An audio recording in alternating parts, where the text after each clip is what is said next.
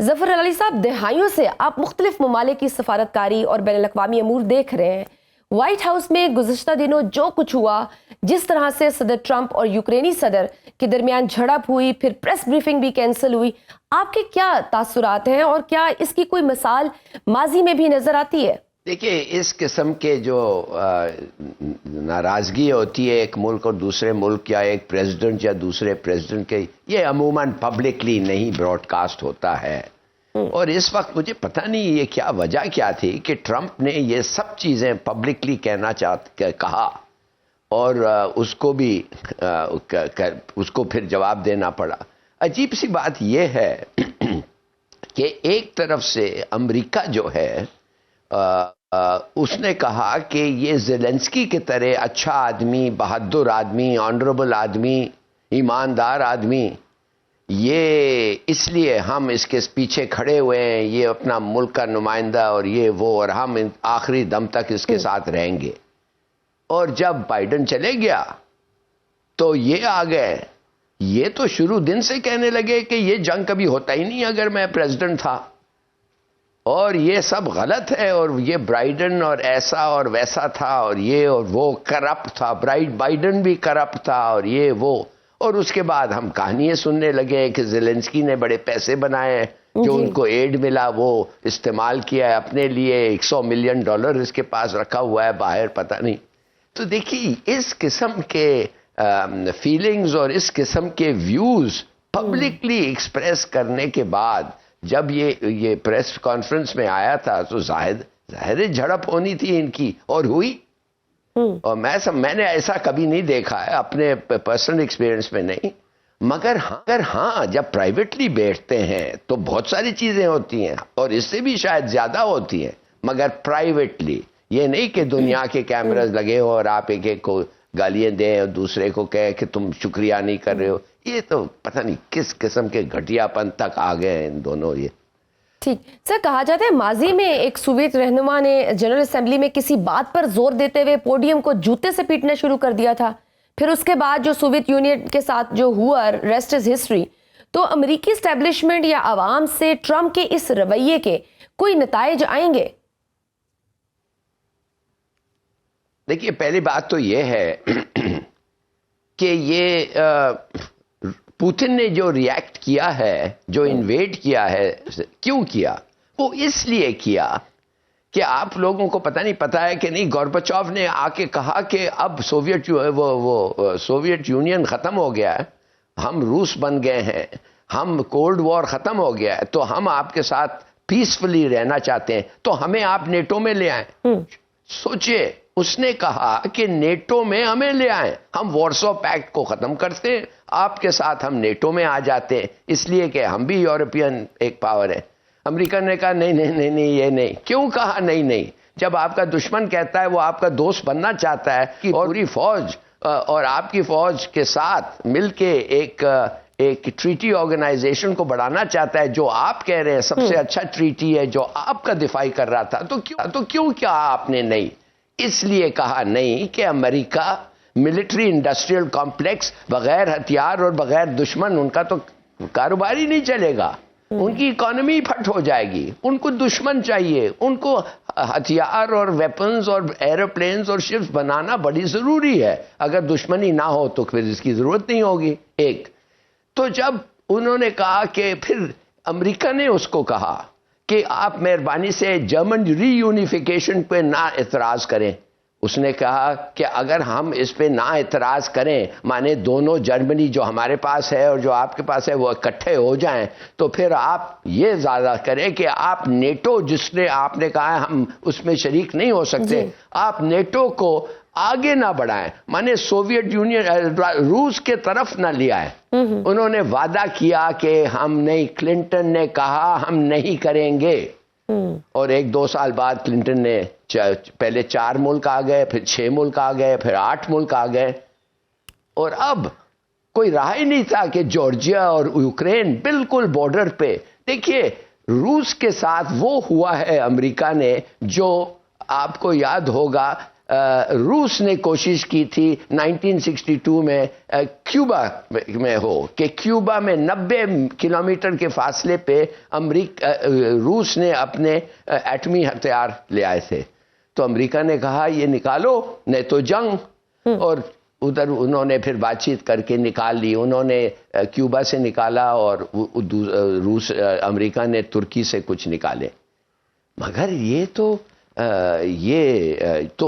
ایک سٹوری ہے کہ جھوٹ کہا امریکہ نے، اور جب جھوٹ کہا اور پھر 25-30% آبادی یہ ڈون باس کے علاقے میں کرائمیا میں یہ روسی ہیں، ان کا زبان کو ختم کرنا چاہتا تھا. روسیوں کو سیکنڈ کلاس سٹیزنشپ کی قسم کی ٹریٹمنٹ ہو رہی تھی. تو اس نے پوتن نے کہا بند کرو مت کرو. مگر جب انہوں نے دیکھا کہ اس کا جواب یہ ہے کہ 221 میں یوکرین ابھی جوائن کرنے والا تھا نیٹو میں، تو پھر اس نے کہا کہ بھئی یہ تو بات نہیں سنتے، تو اٹیک کیا. دس از دا بیک گراؤنڈ. اب جو ٹرمپ جو کہتا ہے کہ میں اس کو کبھی نہیں ہونے دیتا، شاید صحیح کہہ رہا ہو. ٹرمپ شاید ایسا جھوٹ نہیں کہتا. اچھا کیوں کہے؟ بائیڈن نے کہا، اوباما نے کہا، مگر ان کو فرق نہیں. اب وہ کہہ رہے ہیں کہ یہ ایک آدمی جو انہوں نے، کیا بتاؤں آپ کو، انہوں نے اس کو خود لائے ہیں. اب وہ کہتے ہیں سب سے بڑا دغاباز ہے اور چور ہے اور ہمیں تھینک یو نہیں کرتا. اور ان لوگوں کے بارے میں کیا سوچتے ہیں؟ نو آنر، ان میں کچھ ہے ہی نہیں. تو سر جس طرح سے ٹرمپ امریکہ نیٹو کا اتنا بڑا اتحادی ہے اور اب وہ روس کے حق میں بیانات دے رہے ہیں، تو کیا لگتا ہے آگے کہیں نیٹو کا خاتمہ ممکن ہے؟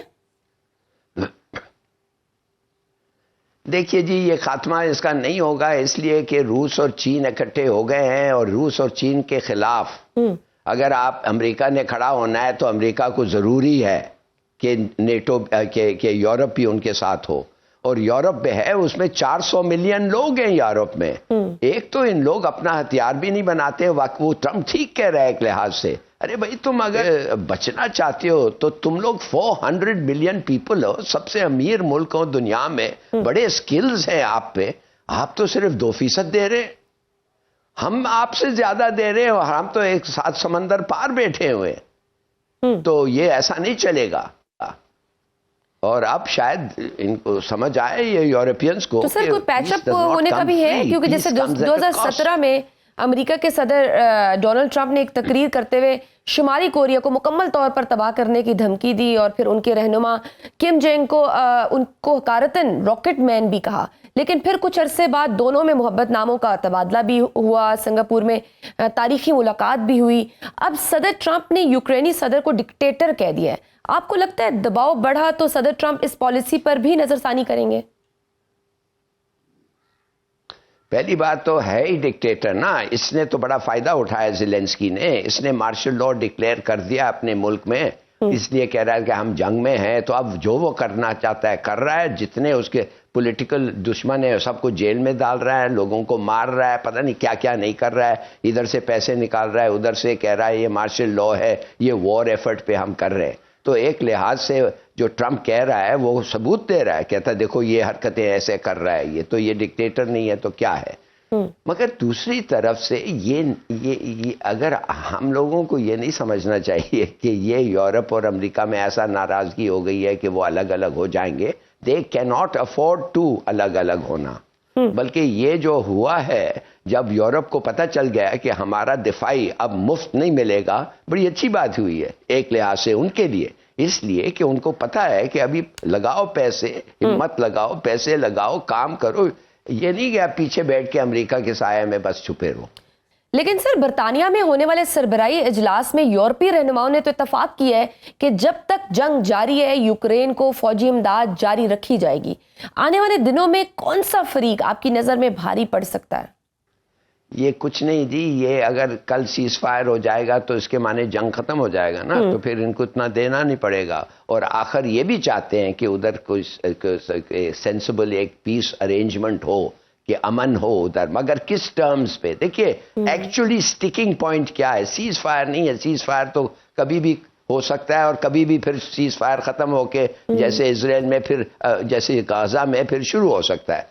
ایکچولی ٹرمز آف پیس کیا ہیں؟ اور یہ سمجھتے ہیں کہ جو کرائمیا میں جو روس نے لیا ہے اور کرائمیا اور ولاڈیواستوک جو ان کا نیول ہاربر ہے, centre of the Pacific flat, وہ جو ہے وہ کبھی نہیں واپس کرنا ہوگا. اور جدھر یہ روسی پاپولیشن ہے 25%, جن کے خلاف یہ زیلنسکی نے کیا کیا نہیں کیا تھا, جب تک یہ ہیں اور ان کا مسئلہ ٹھیک نہیں ہوا تو وہ اگریمنٹ بڑا مشکل لگتا ہے.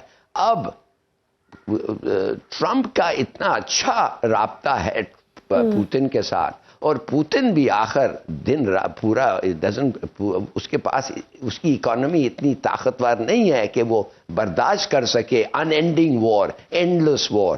تو میرے خیال میں ان دونوں کے درمیان کچھ نتیجہ نکلنا ہوگا. اب یورپ جو ہے وہ کیا کرے گا؟ وہ کہے گا نہیں جب تک ہر انچ زمین آپ کو واپس نہ ملے آپ نہ مانے. تو یہ تو نہیں ہو سکتا ہے. میرے خیال میں کوئی نہ کوئی ارینجمنٹ پہ وہ آئیں گے, اس شرط پہ کہ یہ ان کی لڑائی یورپ اور امریکہ کی یہ زیادہ تر نورا کشتی ہے کچھ حد تک. میں ناراض تو ہیں ایک سے, بالکل صحیح. تو سر یہ نورا کشتی کچھ حد تک ہے, تو اس میں پھر روس کو کتنا فائدہ پہنچے گا؟ کیونکہ بظاہر تو روس کے سامنے صرف یوکرین اور یورپی یونین کھڑے ہیں, امریکہ جیسی بڑی رکاوٹ تو ہٹ چکی ہے.